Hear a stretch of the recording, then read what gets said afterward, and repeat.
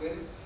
গতকাল আমি রিপোর্ট করেছিলাম যে আমাদের টোটাল 132 কোভিড পজিটিভ কেস আছে পশ্চিমবঙ্গে। Active corona positive cases 132 as on 15/4/2020। আজকে এই সংখ্যাতে 24 জন আরো অ্যাড হচ্ছে। 24 নিউ করোনা পজিটিভ কেসেস আমরা পেয়েছি। তার মধ্যে অডিট কমিটি 3টে ডেথ কনফার্ম করেছে, তার মানে 3টা সংখ্যা কমিয়ে দিয়েছি যে no more active corona cases. 9টা কেস আমরা ডিসচার্জ করেছি। তার মানে আজকে total active corona case as on 16th April is 144 in the state of West Bengal. 144টা অ্যাক্টিভ করোনা কেসেস রয়েছে আজকে দিনে। টোটাল ডেথ আমাদের এখন হয়েছে 10, লাস্ট রিপোর্টের যেটা ছিল 7। গতকাল আমরা প্রেস কনফারেন্সে বলেছিলাম যে আমাদের অডিট কমিটি রিপোর্ট আমরা এক্সপেক্ট করছি পাবো। যেমন যেমন তারা এই ডেটগুলোকে কনফার্ম করছেন আমরা আপনাদের কাছে ওই তথ্যগুলো প্লেস করছি।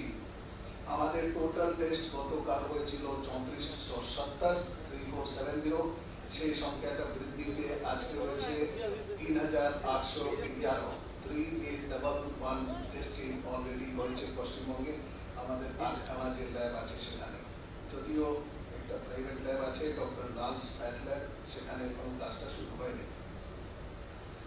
মেটেরিয়াল ডিস্ট্রিবিউশন প্রত্যেকদিন বৃদ্ধি পাচ্ছে। আপনাদেরকে বলেছি যে পশ্চিমবঙ্গ একটা ভালো জায়গায় আমরা আসতে পেরেছি। আমাদের এমএসএমই স্ট্রং সেক্টর যেটা আছে, স্ট্রেংথ অফ এমএসএমই আমরা দেখাতে পেরেছি পশ্চিমবঙ্গে, যেটা বিভিন্ন অকেশনে দেখানো হয়েছে। আমরা এখন অনেকটাই কিন্তু যে 99% যেটা আমরা প্রডিউস করছি আমরা রাজ্যের ভিতরে প্রডিউস করছি, যেহেতু আপনারা জানেন বাইরে থেকে আমরা খুব সাহায্য পাচ্ছি না। এই জন্যে 3.47 লাখ পিপি অল টুগেদার আমরা ডিস্ট্রিবিউট করেছি। প্রায় 3.5 লক্ষ পিপি আমরা ডিস্ট্রিবিউট করেছি। আমাদের ইন্টারনাল ক্যাপাসিটি যেটা আছে সেটা 11,000 থেকে 15,000 ডেইলি আছে। ওটা কোনোদিন 11, কোনোদিন 12 হচ্ছে। এখন টোটাল 3.47 লাখ পিপি ডিস্ট্রিবিউট করা হয়েছে। N95 মাস্ক 2.23 লাখ ডিস্ট্রিবিউট আমরা করেছি। এমনি সাধারণ মাস্ক 15,70,000 আমরা ডিস্ট্রিবিউট করেছি। 6.95 লাখ আমরা গ্লাভস ডিস্ট্রিবিউট করেছি। 6.95 লাখ। আর থার্মাল গান আমরা যেহেতু কালকে বলেছিলাম আমাদের 5,000 আছে, এখনো স্টকে রয়েছে, অর্ডার করা হয়েছে, এখন আমরা সাপ্লাই পাচ্ছি না। হ্যান্ড স্যানিটাইজার আমরা 70,000 লিটার ডিস্ট্রিবিউট করেছি। কাজে রাজ্যে not only all hospitals and health centres আমরা সম্পূর্ণভাবে স্যাচুরেট করতে পেরেছি with PP in all kinds of protective measures. আমরা এখন কিন্তু রিটেলার যারা রয়েছেন, হোলসেলার রিটেলার সঙ্গে কথা বলে তাদেরকে আমরা হেল্প করছি যাতে সাধারণ মানুষও এগুলো পায়। কোয়ারেন্টাইনের মধ্যে আমাদের গভর্নমেন্ট কোয়ারেন্টাইন যেটা গতকাল ছিল 582-তে, সেটাই রয়েছে। এখন total person in government quarantine 3,915 আছে। এই ফিগারটা ডাইনামিক আছে। যখনই আমরা একটা কেস পাচ্ছি ওর কন্ট্যাক্ট ট্রেসিং করে সেই কন্ট্যাক্টকে আমরা ইমিডিয়েটলি গভর্নমেন্ট কোয়ারেন্টাইনে আনছি। আবার গভর্নমেন্ট কোয়ারেন্টাইনে যারা ঠিক হয়ে যাচ্ছে, যাদের কোনো আমরা সিমটম দেখতে পাচ্ছি না, ডাক্তারি স্ক্রিনিং করে তাদেরকে ছেড়ে দেওয়া হচ্ছে। আজকে 3,915 জন আমাদের গভর্নমেন্ট কোয়ারেন্টাইনে রয়েছেন। হোম কোয়ারেন্টাইনে 36,982 জন এখন রয়েছে। এটা হলো আমাদের total Covid report. Madam,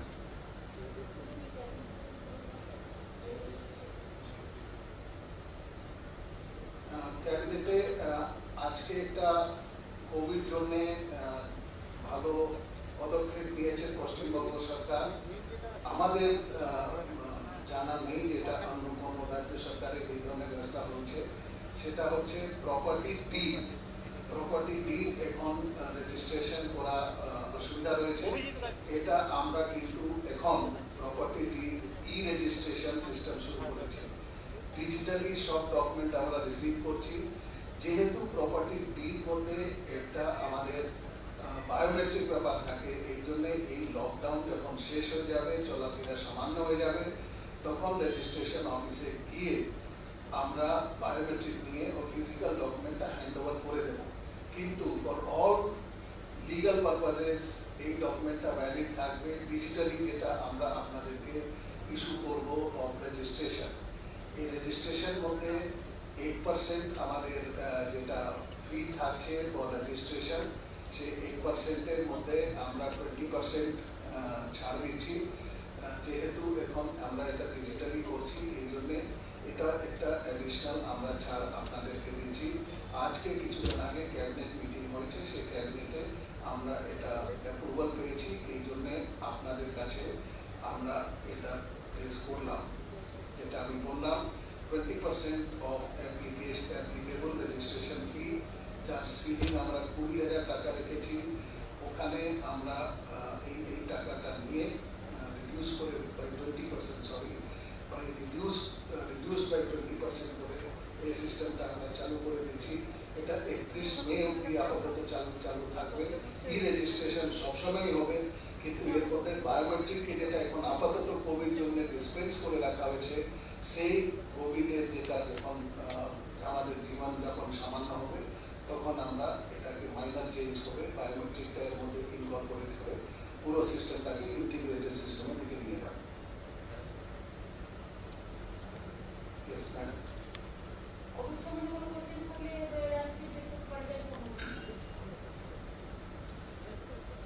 Any clarification on COVID?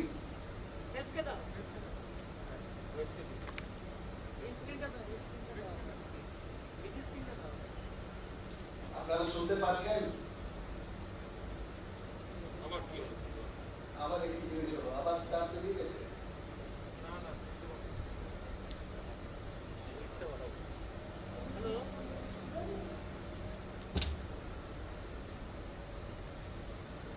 শুনতে পাচ্ছি, লাইট দেখাচ্ছে। সাউন্ড আলাদা, আপনার ওখানে সাউন্ড আলাদা, আরো সাউন্ড। কি হলো সাউন্ড? কি কথা বলো ভাই? কথা বল দেখি।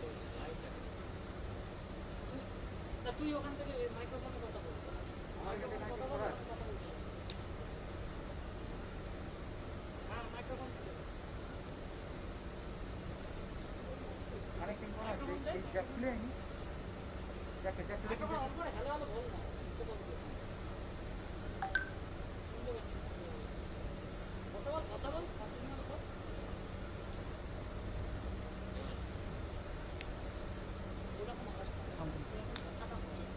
মাইক্রোফোনটা অন করে কথা বল। আওয়াজ আসছে না তো? ওদের আসছে না, আমি কি করবো? আওয়াজ কিন্তু আসছে। ওদের আওয়াজ আসছে না, আমার ছাড়া আছে। মাইক্রোফোনটা অন আছে তো? মিউট নেই তো? হ্যাঁ হ্যালো হ্যাঁ, শোনা যাচ্ছে, শোনা যাচ্ছে। হ্যাঁ হ্যালো মাইক্রোফোন দিয়ে দাও। হ্যাঁ ইয়ে হয় না ওদের ওখানে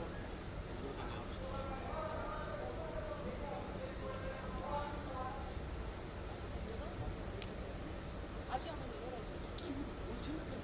কথা বল না, মাইক্রোফোনে কথা বল, 1 2 3 4 করে বল।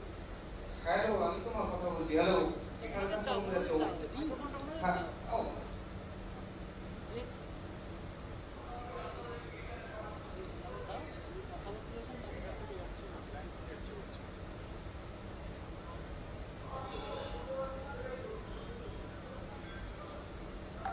আপনি যেগুলো বলেছেন স্যার আমরা এখানে কিছু শুনতে পাইনি, কারণ আপনি যেগুলো বলছিলেন কমপ্লিটলি হাউল হচ্ছে, ইকো হচ্ছে, এখানে the thing is not audible properly.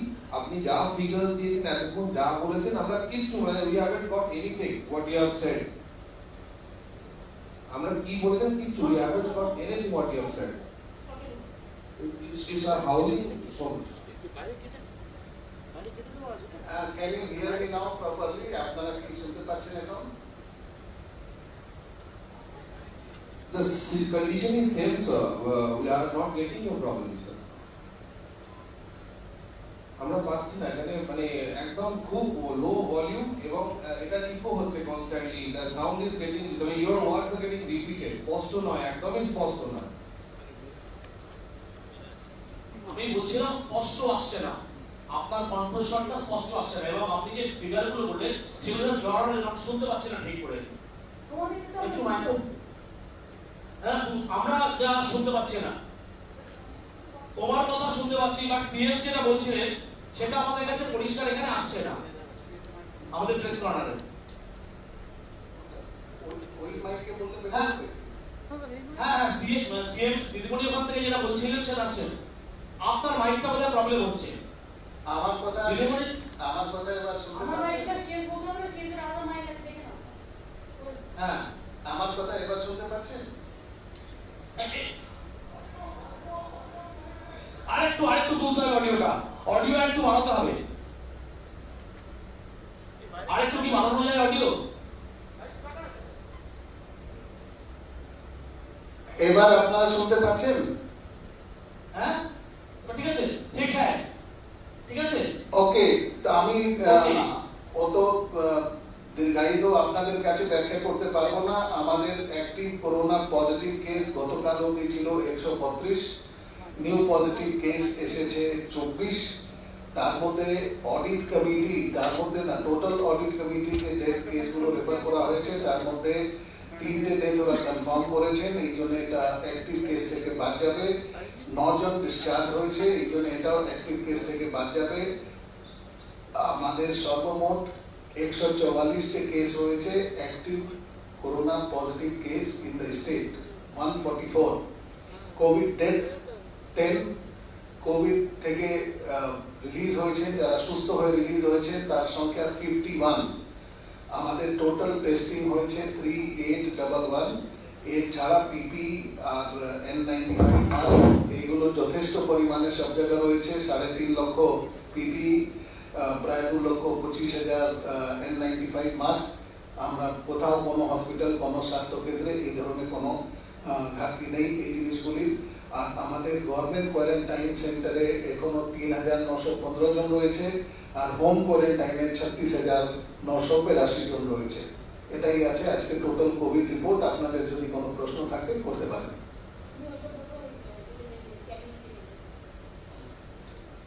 আমি চেষ্টা করলাম শুনতে পাচ্ছি না।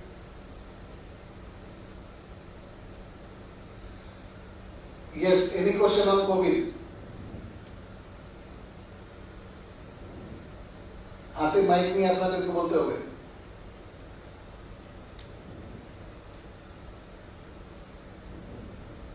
স্যার, কালকে মিনিস্ট্রি অফ হেলথ 4টে জেলাকে হটস্পট ঘোষণা করেছে, তো এটা কি মানে ঠিক করেছে নাকি আপনাদের সঙ্গে কথা না বলে করেছে?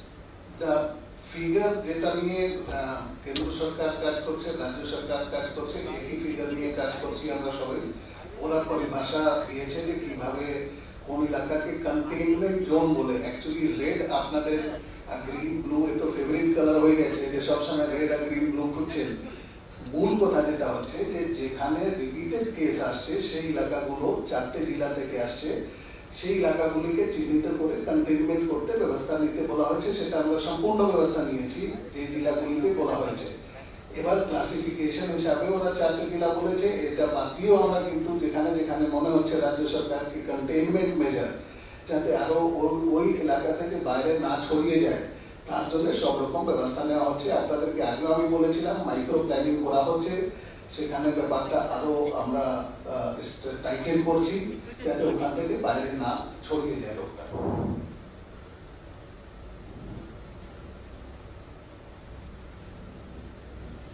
Sir, yesterday the central government has said to ensure door-to-door testing of people suffering from SARI. So in that case, do there is sufficient kits that they have provided to ensure the same? Let me make it clear. All your questions start from what central government has said and what state government has been doing. I don't understand this bias with central government instructions. Let me make it clear to all the people sitting in the media room that health is a state subject, COVID is a national pandemic. এই জন্য কেন্দ্র সরকার রাজ্য সরকার একসঙ্গে মিলে কাজ করছে। এখানে কোনো ধরনের এইরকম ইস্যু হতে পারে না যে কেন্দ্র সরকার ইনস্ট্রাকশন দিচ্ছে আর রাজ্য সরকার ওকে মানছে অথবা মানছে না। এই ধরনের যেটা প্রশ্ন ফ্রেম করছেন আপনারা যে ডোর টু ডোর করতে কেন্দ্র সরকার বলেছে, কেন্দ্র সরকার whether it is lockdown, relaxation, restriction, home ministry, cabinet secretary, health department, health ministry সবাই বলছে সবাই একসঙ্গে মিলে কাজ করবে। আমাদের মধ্যে ইনফরমেশন এক্সচেঞ্জ হচ্ছে, যা কিছু ব্যবস্থা নেওয়ার প্রয়োজন আছে আমাদের এক্সপার্ট গ্রুপ এখানে রয়েছে, আমাদের কাছে গ্লোবাল অ্যাডভাইজারি বোর্ড রয়েছে, সবার সঙ্গে সবার মতামত নিয়ে আমরা কাজ করছি। কাজে এটা নিশ্চিন্ত থাকবেন যে পশ্চিমবঙ্গ রাজ্য সরকারের পক্ষ থেকে কোনো ঘাটতি নেই এই প্রচেষ্টায়, অথবা কোনো পরিকল্পনায় কোনো ঘাটতি নেই। আমরা যা কিছু করার প্রয়োজন আছে সবকিছু করছি। আমার আরেকটা প্রশ্ন হচ্ছে, সেটা হচ্ছে এই যে অডিট কমিটি করেছেন গভর্নমেন্টের তরফ থেকে, এই অডিট কমিটির কাছে কটা ডেথের অডিট করতে দেওয়া আছে এই মুহূর্তে? আমাদের যেটা তালিকা আমরা এখানে তৈরি করি, সেখানে যে মুহূর্তে আমরা একটা কোভিড কেস পাচ্ছি, সঙ্গে সঙ্গে আমাদের এখানে যে ড্যাশবোর্ড আছে সেখানে অ্যাড হয়ে যায় কোভিড পজিটিভ হিসাবে। ডেথ কেস যেটা আছে সেটা ইমিডিয়েটলি অটোমেটিকলি রেফার হয়ে যায় অডিট কমিটির কাছে। কাজে অডিট কমিটির কাছে এখন কটা রয়েছে, কটা ওরা বেছে নিয়েছে, কটা বাদ দিয়েছে, এই তথ্য আমাদের কাছে থাকে না, যেহেতু আপনাদের কাছে প্লেস করতে গেলে টোটাল কোভিড ডেথ এটাই আমরা আপনাদের কাছে প্লেস করি। আমরা টোটাল ওরা কটা কেস এক্সামিন করেছে, কটাকে পজিটিভ মানে কনফার্ম ডেথ বলেছে, কটাকে কোমরবিডিটি বলেছে, এই টোটাল ফ্যাক্ট ফিগার আমাদের কাছে থাকে না। এটা হেলথ ডিপার্টমেন্টের ব্যাপার, ওদের কাছে থাকে।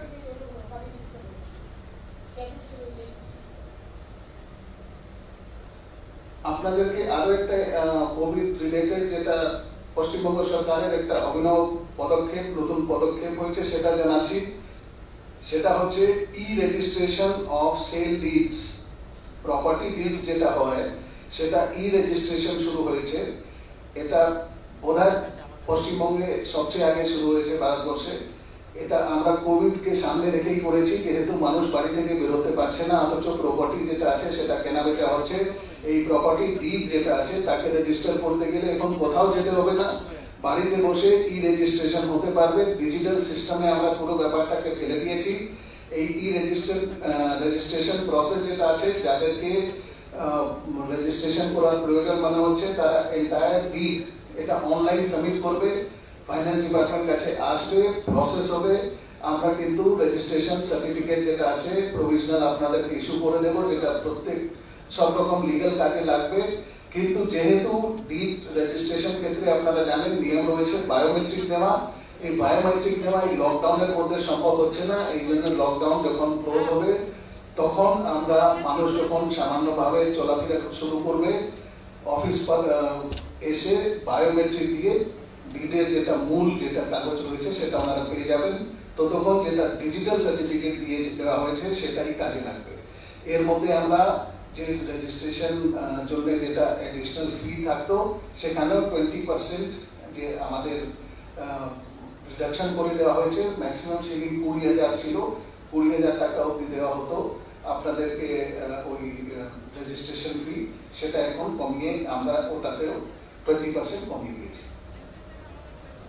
এবার আমি একটা কথা বলি, শুনতে পাচ্ছেন? শোনা যাচ্ছে?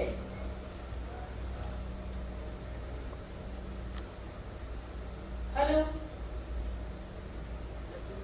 শোনা যাচ্ছে?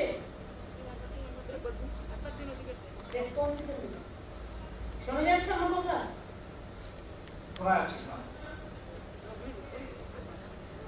ভাই শোনা গেলে বলুন। শোনা যাচ্ছে? টাইম শোনা যাচ্ছে? কি লাভ? হ্যাঁ শোনা যাচ্ছে? ঠিক আছে, থ্যাংক ইউ।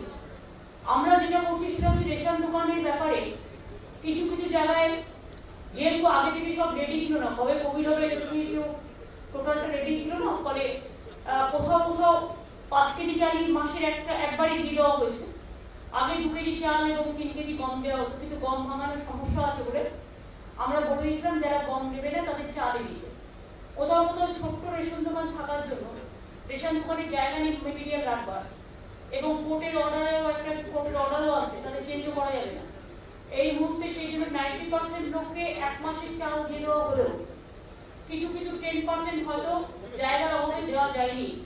বাট এটা আমরা খাদ্য ডিপার্টমেন্টকে ইনস্ট্রাকশন দিয়েছি যে যার জায়গা নেই বা জায়গা ছোট আছে, পাশে কোনো ক্লাবের থেকে জায়গা নেই বা পুলিশকে বলে আশেপাশে কোনো জায়গা দেওয়ার পরে যাতে মাসেরটা একবারে দিয়ে দেওয়া হয়।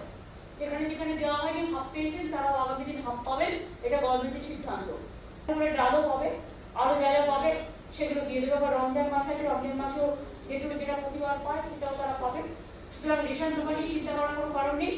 কেউ কেউ একটু বেশি বেশি বলে ফেলছে এবং কেউ কেউ চেষ্টা করছেন যেন রেশন দোকানের চালটা যেন তার নিজের চাল, এটা ভাবার কোনো কারণ নেই। গভর্নমেন্টের চালটা কিনে চাষিদের থেকে, এটা একটা দিক। যেমন রেশন দোকান, আমরা স্টেট ফুড মিনিস্টার এখানে উপস্থিত আছেন এবং আমরা নতুন খাদ্য দপ্তরের সেক্রেটারি অ্যাপয়েন্ট করছি। যেহেতু এই ব্যাপারটা বারবার বলা সত্ত্বেও 10% লোক হাত পেয়েছে, কেন হাত পায়নি, সেই জন্য আমরা নতুন সেক্রেটারি আজকে অ্যাপয়েন্ট করছি এবং মিনিস্টার নিজেও এখানে আছেন। আমি চলে যাওয়ার পরে সিএস এর সাথে তাদের মিটিং হবে এবং যাতে মানুষ সম্পূর্ণ রেশনটা, যেটা আমরা বলেছি মাসে 5 কেজি করে দেবো, আমরা 5 কেজি করেই দেবো। যে গম চাইতে পাবে, যে গম চাইবে না সে চাল পাবে। এবং 6 মাস আমাদের রেশন কি থাকবে এটা আমরা বলে দিচ্ছি, এটা গভর্নমেন্টের সিদ্ধান্ত। এটা নিয়ে জল ঘোলা করার কোনো রাজনৈতিক জলের কোনো প্রয়োজন নেই। জল ঘোলা করাটা আমরা মানব না। মানুষ বিপদে পড়লে আমরা যদি জল ঘোলা না করি তাহলে অন্যরা কেন করবে? সেম জিনিস যদি অ্যাপ্লাই হয় সবার জন্য তাহলে সেটা খুব ভালো হবে। গভর্নমেন্ট তার সাধ্যমতো চেষ্টা করছে যাতে বিপদের সময় মানুষের পাশে থাকা যায়। দ্বিতীয়ত হচ্ছে যে আমরা ওই মিষ্টির দোকানটা, আমার কাছে অনেকে রিকোয়েস্ট করেছে যে ওদের দুপুরবেলাটা 12টা থেকে 4টে বলাতে দুপুরের দিকে অনেকে আসতে পারে না, ফলে ওরা একটা টাইম রিল্যাক্সেশন আমাদের কাছে চেয়েছিল। সেটা আমরা সকাল 8টা থেকে বেলা 4টে পর্যন্ত করে দিচ্ছি যাতে ওদের কোনো অসুবিধে না হয়। এই দুটো কথা আমার মনে হয় আজকে আমার বলার ছিল। এরপর ডক্টর সুকুমার মুখার্জি আছেন, সুকুমার দাকে বলবেন। বলুন।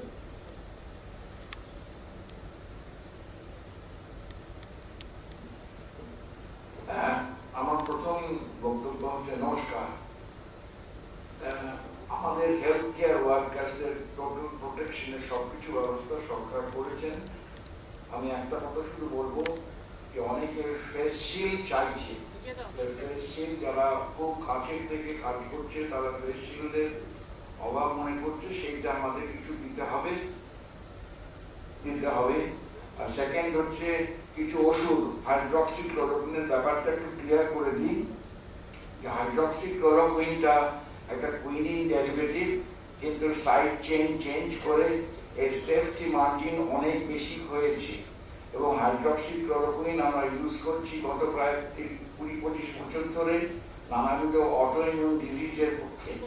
তাতে আমরা বিশেষ কোনো অ্যাডভার্স এফেক্ট দেখি না, কিন্তু এখানে ডোজটা আলাদা।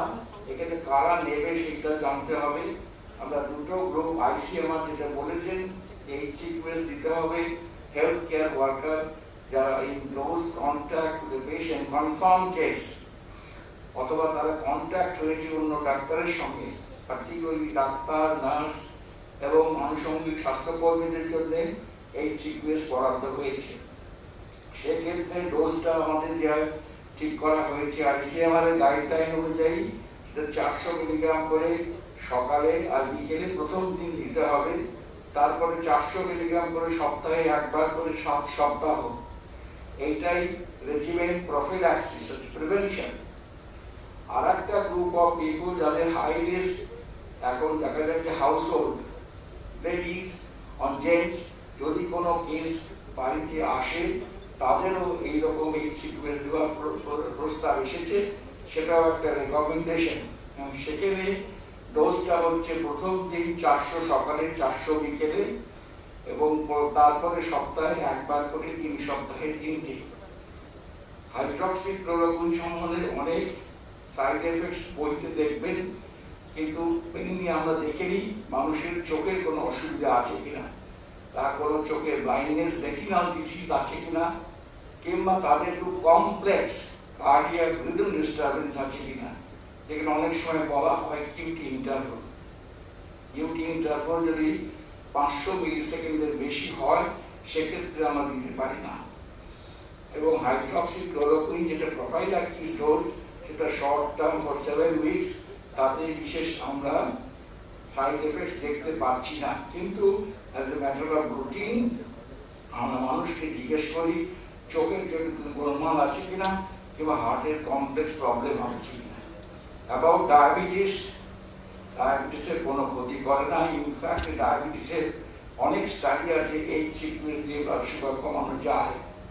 এবং এছাড়াও যেটা দেখতে হয় মানুষের কোনো আদার সিস্টেমিক ডিজিজ, যদি কিডনি ডিজিজ, লিভার ডিজিজ হয় কিংবা অনেক সময় আমাদের কনভালশন ফিটস থাকে, সেখানে আমরা সতর্ক হই।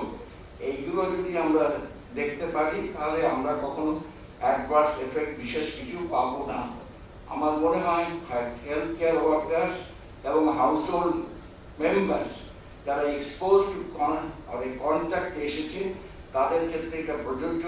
সব মানুষের জন্য এই সিকোয়েন্স ব্যবহার করার কোনো যুক্তি নেই। অনেক পেশেন্ট অটোইমিউন ডিজিজে এই সিকোয়েন্স দিনের পর দিন বছরের পর বছর খাচ্ছে, তাদের শর্টেজ হয়ে যাচ্ছে এবং এক্ষেত্রে আমাদের ওভার ইউজ অফ ড্রাগ যাতে না হয় সেটা আমাদের বিশেষভাবে দেখা দরকার। আর একটা কথা বলার আছে, আমাদের বয়স্ক লোক ICMR গাইডলাইন দিয়েছে যে dos and don'ts for elderly people. Elderly পিপুলদের রিস্ক অফ ইনফেকশন বেশি হয়, কিন্তু আমাদের পশ্চিমবঙ্গে এবং সারা ভারতবর্ষে মাত্র 17% পিপুল এল্ডারলি পিপুল অ্যাবাভ 60 আমাদের অ্যাফেক্টেড হয়েছে। বেশিরভাগই 20 থেকে 30 থেকে 60-এর মধ্যে হয়েছে। একটা জিনিস জেনে রাখুন, ভারতবর্ষে প্রায় 16 কোটি এল্ডারলি পিপুল আছে, তার মধ্যে 60 থেকে 70, 70 থেকে 80, 80-র ঊর্ধ্বে 60 থেকে 70 যেটা আছে প্রায় 8 কোটির উপরে, এবং তারপর 70 থেকে 80 আছে প্রায় 4-5 কোটির উপরে, 6 কোটি, আর বাদ বাকিটা আছে আমার 2 কোটি, ওই 80 থেকে 90 কিংবা তার ঊর্ধ্বে। সুতরাং আমাদের এল্ডারলি পিপুলের প্রোটেকশনটা দরকার। এল্ডারলি পিপুল অনেকে আমাকে জিজ্ঞেস করছে আমরা এই সিকোয়েন্স খাবো কিনা। তারা যদি বাড়িতে থাকেন, তারা যদি ফিজিক্যাল ডিস্টেন্সিং মেনটেন করেন, তারা যদি তাদের অসুখগুলো যদি ঠিক মতো বজায় রাখেন, তাহলে রুটিনই তাদের খাওয়ার দরকার নেই। কিন্তু তিনি যদি কোনো কন্ট্যাক্টের সঙ্গে এসে যান, সেই কন্ট্যাক্ট হলে তখন তাকে খেতে হবে। তার আগে সতর্ক হতে হবে চোখের ব্যাপারে এবং হার্টের ব্যাপারে। এইটা আমার বলার আছে এল্ডারলি। আর আমাদের এই এল্ডারলি পিপলের সতর্কতার জন্য ICMR প্রচুর গাইডলাইন দিয়েছি, যে গাইডলাইনগুলো দেখলে আমরা সেটা ফলো আপ করতে পারবো। তাদের যে খাওয়া দাওয়ার ব্যাপারে কোনো স্পেশাল রেস্ট্রিকশন কিছু নেই। যাদের যা খাওয়া দাওয়া করছেন তাই খাবেন, জলটা বেশি করে খাবেন। এখন গরম পড়ছে, জলটা বেশি দরকার, প্রায় 3 লিটার 3.5 লিটার। যদি যার হার্ট ফেলিওর বা কিডনি ডিজিজ থাকে তাদের খাবে না। এটা হচ্ছে অ্যাবাউট এল্ডারলি পিপুল। আর টেস্টিং তো করা হচ্ছে, ক্রমশ বাড়ছে। টেস্টিং করলে এই সিমটোমেটিক কেসগুলো আমরা অনেক বেশি দেখতে পাই এবং তাতে আমার প্রোটেকশনটা ঠিক হয়। আর একটা কথা বলা হচ্ছে ডেথ সার্টিফিকেট। আমি যদি কমিটির মধ্যে মেম্বারে নই, কিন্তু ডেথ সার্টিফিকেট যারা অ্যানালাইজ করছে ICMR গাইডলাইন আমাদের দিয়েছেন, যে ICMR গাইডলাইনে ডেথ সার্টিফিকেট ভেরি স্পেসিফিক করে দিয়েছে। Particularly international coding of disease ICD-10 এই কোভিডটাকে ফেলেছে। তার মধ্যে পার্ট 1 পার্ট 2 করেছে। পার্ট 1 এর মধ্যে immediate cause of death. Immediate cause of death কারোর হতে পারে রেসপিরেটরি অ্যারেস্ট, কারোর হতে পারে কার্ডিয়াক অ্যারেস্ট, কারোর হতে acute cardiac injury. Antecedent cause of death সেইটাকে দেখতে হবে। Antecedent cause of death